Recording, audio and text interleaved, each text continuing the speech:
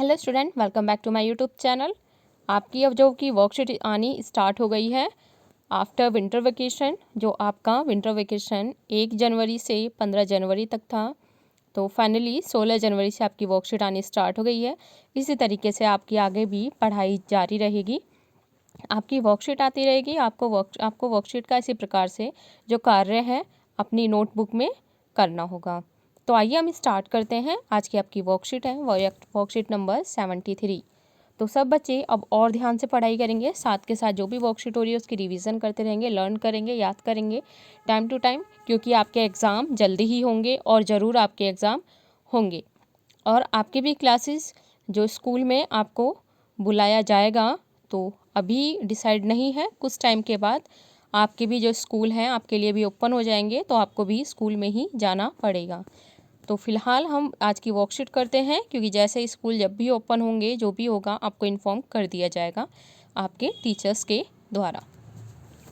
तो आज आपकी वर्कशीट है 16 जनवरी की वर्कशीट है, 2021 की बात कर रहे हैं। सब बच्चों को हैप्पी न्यू ईयर, सब ने अच्छे से एंजॉय किया होगा। तो हम 2021 में पहुंच चुके हैं। तो आइए हम पढ़ाई को अपनी स्टार्ट करते हैं। बहुत अच्छे से हमें पढ़ना है, क्योंकि आपके एग्ज़ाम अप्रैल मई में आपके एग्ज़ाम हो जाएंगे। जैसे आपकी डेट शीट आएगी तो हो सकता है कि आपके अप्रैल में एग्ज़ाम, मार्च या अप्रैल में एग्ज़ाम हो जाएंगे। तो अच्छे से अपनी पढ़ाई करें। इसमें जो आपको है चैप्टर नंबर फर्स्ट जो है वो हमें करना है। इसमें 3 से 5 अंक वाले प्रश्न हैं और इसमें ये देख सकते हो आपको एक पैराग्राफ दिया हुआ है, उसमें आपको कुछ क्वेश्चन दिए हुए हैं, तो ये करने हैं। तो आइए हम इसे स्टार्ट करते हैं आज की हम वर्कशीट। तो नोटबुक लेके बैठ जाओ, साथ के साथ इसे आप नोट करते रहें। तो जो भी बच्चा मेरे चैनल पर नया है तो प्लीज़ चैनल को सब्सक्राइब कर दो और वीडियो को लाइक भी कर देना, और इसे अपने दोस्तों के साथ भी ज़रूर शेयर करें। तो ये देख सकते हो क्वेश्चन नंबर फर्स्ट है, भारत का अक्षांशीय और देशांतरीय विस्तार लिखिए। तो भारत 8 डिग्री और 4 मिनट उत्तरी अक्षांश से 37 डिग्री 6 मिनट उत्तरी अक्षांश तथा 68 डिग्री 7 मिनट पूर्वी देशांतर से 97 डिग्री 25 मिनट पूर्वी देशांतर के बीच स्थित है। तो बच्चों, जो आपका चैप्टर नंबर 1 है मैं इसे पढ़ा चुकी हूँ, मैंने अपलोड कर रखा है चैनल पे, जाके आप चैप्टर नंबर फर्स्ट देख सकते हो। क्लास 9 का अच्छे समझाया मैंने, तो आपको और क्लियर हो जाएगा वो। तो जो आपका क्वेश्चन नंबर 2 है, 85 डिग्री पूर्वी देशांतर को भारत के प्रमुख याम्योत्तर के रूप में क्यों चुना गया है। तो इसमें है भारत का देशांतरीय विस्तार लगभग कितना है, तो बच्चों ये है 30 डिग्री। ओके, इसके बाद जो आगे है इसका सेकंड पॉइंट, इसी क्वेश्चन का सेकंड पॉइंट जो हम करेंगे, सूर्य 1 डिग्री पार करने में लगभग 4 मिनट का समय लगता है। यानी कि जैसे ही सूरज 1 डिग्री खिसकता है तो उससे लगते हैं 4 मिनट। इसलिए अरुणाचल प्रदेश और गुजरात में सूर्योदय के समय 2 घंटे का अंतर होता है। लेकिन पूरे देश में एक जैसा समय सुनिश्चित करने के लिए हमने 82.5 डिग्री जो आपका देशांतर है, जो लगभग भारत के मध्य से जाता है, उसको प्रमुख याम्योत्तर माना है। तो बच्चों, इसमें हम देख सकते हो जो भारत का देशांतरीय विस्तार है कितना है, वो 30 डिग्री तक है लगभग। और जो है सूर्य को अगर 1 मिनट सूर्य खिसकता है 1 डिग्री को पार करता है, तो 1 डिग्री को पार करने में कितना समय लगता है सूर्य को, तो 4 मिनट का समय लगता है। इसलिए जो आपका, अगर हम भारत के नक्शे में देखें तो इधर आपका कहीं अरुणाचल प्रदेश है, इधर आपका गुजरात है, ये वाला एरिया जो इस तरीके से बना हुआ है, और इधर का ये इस तरीके से आपका अरुणाचल प्रदेश है। तो यहाँ से यहाँ तक का जो आपका डिस्टेंस है, यहाँ की दूरी है 2 घंटे का, इसमें आपको समय लगता है। तो सूर्य की जो रोशनी है इस तरीके से यहाँ से उदय होता है आपका सूर्य अरुणाचल प्रदेश से, और यहाँ तक आने में जो है इसे पूरे 2 घंटे का टाइम लगता है। क्योंकि जो सूर्य की रोशनी है वो 1 डिग्री खिसकने के लिए 4 मिनट का टाइम ले रही है, तो थोड़ा इधर आती है, इधर इस तरीके से करके इधर के गुजरात तक पहुँचती है। अगला क्वेश्चन है, भारत के पड़ोसी देशों पर टिप्पणी लिखिए। तो भारत की स्थलीय सीमा 7 पड़ोसी देशों जबकि जलीय सीमा दो पड़ोसी देशों के साथ लगती है। भारत की सबसे लंबी स्थलीय सीमा बांग्लादेश के साथ, जबकि सबसे छोटी स्थलीय सीमा किसके साथ लगती है? अफगानिस्तान के साथ। तो ये क्वेश्चन बहुत इंपॉर्टेंट है, तो इस बच्चों आप इसे ज़रूर नोट कर लेना कि सबसे लंबी स्थलीय सीमा जो हमारी लगती है बांग्लादेश के साथ, और जब से छोटी स्थलीय सीमा लगती है वो किसके साथ लगती है? अफगानिस्तान के साथ। स्थलीय सीमा क्या होती है आपको पता होना चाहिए। इस तरीके से देखें तो भारत का इधर वाला ये पॉइंट है इस तरीके।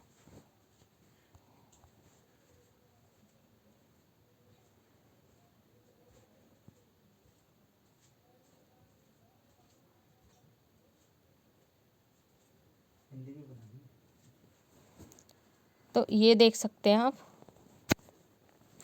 ये बच्चों ये है आपका बांग्लादेश। तो इसकी बहुत ये वाली जो सीमा है, ये जो भारत के साथ लगती है, तो ये काफ़ी लंबी, ये नीचे ये वाला हिस्सा, ये सारी की सारी क्या है? स्थलीय सीमा जो भारत के साथ लगती है, तो ये सबसे लंबी है।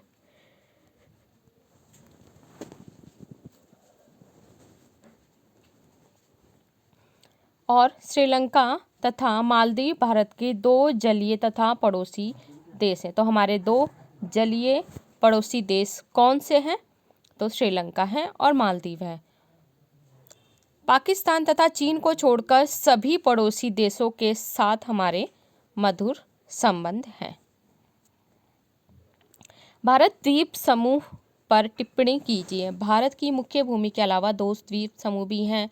तो हमारे जो मुख्य भूमि के अलावा दो द्वीप समूह हैं, तो लक्षद्वीप है बच्चों, और एक है अंडमान निकोबार। जैसा कि हर बार हम वीडियो में वर्कशीट के साथ करते आए हैं, तो इधर आपके जो लक्षद्वीप स्थित है और इधर के साइड आपका अंडमान निकोबार स्थित है। लक्षद्वीप समूह अरब सागर में स्थित है, जिसका कुल क्षेत्रफल 32 वर्ग किलोमीटर है। कवरत्ती यहाँ की राजधानी है। यह द्वीप समूह जैव विविधता में धनी है। तो यहाँ पे जैव विविधता बहुत ज़्यादा है। अंडमान निकोबार द्वीप समूह बंगाल की खाड़ी में स्थित है। इसका उत्तरी भाग अंडमान तथा दक्षिणी भाग क्या है? निकोबार है। तो इसका ऊपर वाला भाग बच्चों कहलाता है अंडमान, नीचे वाला ये भाग कहलाता है निकोबार। इस द्वीप समूह की राजधानी पोर्ट ब्लेयर है। अंडमान निकोबार द्वीप समूह का दक्षिणतम पॉइंट है, बिंदु है, वो है इधर के साइड आपका इंदिरा पॉइंट, इधर कॉर्नर पे पड़ता है, और यही भारत का भी सबसे दक्षिणतम बिंदु है। इसके बाद आपका क्वेश्चन है, प्राचीन समय से भारत के पश्चिमी देशों के साथ संबंध के बारे में जो विस्तार पूर्वक लिखना है। तो प्राचीन समय से ही भारत के पश्चिमी देशों के साथ घनिष्ठ संबंध रहे हैं, यानी कि अच्छे संबंध रहे हैं। तो दक्षिण भारत के साथ पश्चिमी देशों मसालों का व्यापार विकसित अवस्था में था। तो दक्षिण भारत में मसाले बहुत ज़्यादा पाए जाते हैं, तो पश्चिमी देशों के साथ मसालों का व्यापार सबसे ज़्यादा किया जाता था।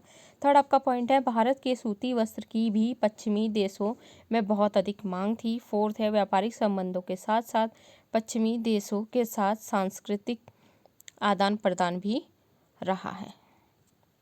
नेक्स्ट क्वेश्चन है क्वेश्चन नंबर 6 से, आप देख सकते हो यहाँ पे नोट कर सकते हैं। भारत दिन और रात की अवधि में अंतर कन्याकुमारी की अपेक्षा कश्मीर में क्यों ज़्यादा महसूस होता है? तो है इसमें फर्स्ट जो आपका पॉइंट है, भूमध्य रेखा पर दिन और रात की अवधि कैसे होती है? लगभग बराबर होती है। जैसे जैसे भूमध्य रेखा से दूर जाते हैं वैसे वैसे दिन और रात की अवधि में अंतर आता है। तो कन्याकुमारी के भूमध्य रेखा के पास स्थित है और आपका कश्मीर भूमध्य रेखा से दूर स्थित है। जो भूमध्य रेखा के पास स्थित है उसमें दिन और रात में अधिक अंतर होता है, और जैसे ही जो मतलब कि दिन और रात की अवधि लगभग बराबर होगी। अगर 12 घंटे का दिन हो रहा तो 12 घंटे की ही रात होगी, लगभग बराबर होंगे। लेकिन जैसे हम कश्मीर की तरफ जाते हैं तो इसमें अंतर होता है, रातें छोटी होती हैं और दिन बड़े होते हैं। जैसा कि अभी हमारे दिल्ली में हो रहा है, दिन छोटे होते हैं, रातें बड़ी होती हैं। थोड़ा सर्दियों में बच्चों दिन छोटे होते हैं, यानी कि इस टाइम दिन छोटे हो रहे हैं और रातें बड़ी हो रही हैं। हिंद महासागर में भारत की केंद्रीय स्थिति का बहुत महत्व है। कथन की न्याय संगत व्याख्या कीजिए। तो हिंद महासागर में भारत की केंद्रीय स्थिति जो हम पढ़ने वाले हैं, सांस्कृतिक आदान प्रदान में सहायक है, व्यापारिक लाभ होता है, थर्ड है संसाधनों की प्राप्ति होती है, और सामरिक महत्व के लिए ये बहुत महत्वपूर्ण है। निम्नलिखित में से किस यातायात का प्रयोग भारत द्वारा विदेशों से संबंध स्थापित करने में किया जाता है? तो किससे किया जाता है? भूमार्ग से। दशमलव प्रणाली की शुरुआत कहाँ हुई थी? तो ये इसकी शुरुआत हुई थी भारत देश में। और आपका जो फोर्थ है, भारतीय स्थापत्य कला पर किस पश्चिमी स्थापत्य शैली का प्रभाव आया है? तो यूनानी स्थापत्य शैली का। इसके बाद लास्ट क्वेश्चन है, प्राचीन समय में विभिन्न देशों को भारत द्वारा निर्यात की जाने वाली वस्तु की सूची बनाइए। तो मसाले, मलमल, सूती कपड़े, जड़ी बूटियाँ आदि। तो आज की हमने वर्कशीट कंप्लीट करी है। बाकी वर्कशीट भी आपको चैनल पे इसी प्रकार से मिलेंगी। और जो आज की आपकी वर्कशीट है बाकी सब्जेक्ट की, इंग्लिश की भी, वो सारी अपलोड हो चुकी हैं। तो आप जल्दी से जाके चैनल पे विजिट करें, देखें, समझें और उसे नोट करें। तो हमारे चैनल को सब्सक्राइब करें, लाइक करें और अपने दोस्तों के साथ भी शेयर करें, ताकि आपको सारी की सारी वर्कशीट, सारी अपडेट्स पहले से पहले मिल जाएं। Okay, thank you so much.